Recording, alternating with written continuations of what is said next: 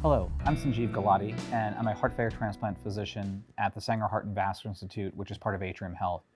And I'm reaching out to you today to talk to you about heart failure patients, particularly in the setting of this pandemic related to COVID.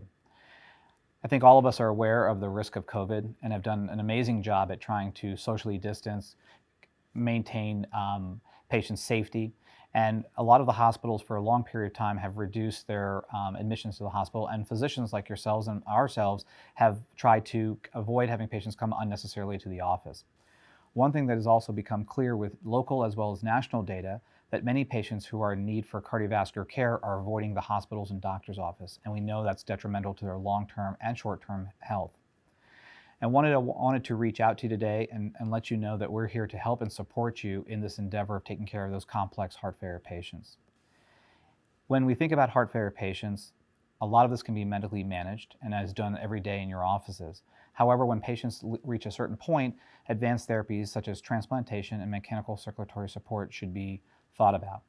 And I think about those patients when they have high-risk features. And some of the high-risk features that we think about are hospitalizations for heart failure within the last 6 months, the need for inotropes when they are in the hospital, advancing renal insufficiency or hypotension, when they're on guideline-directed medical therapy that we're having to decrease those medications, also when patients are having escalating doses of diuretics without clinical improvement.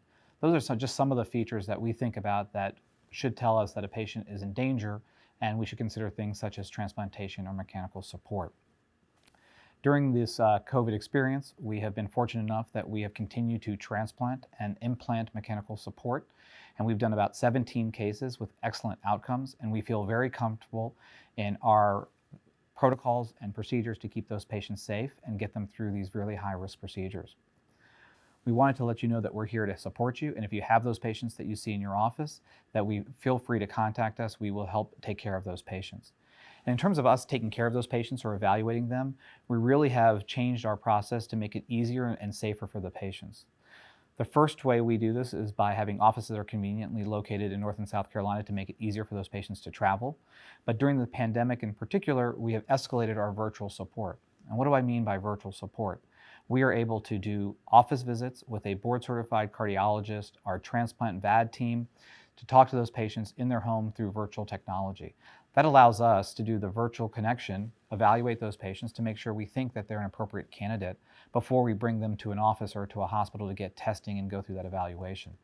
I really believe this virtual care can actually really help those patients, make it safer and convenient for them, and help us to support you in taking care of these complex patients. If you have any questions or need anything from us, please know that we're here for you. Thank you.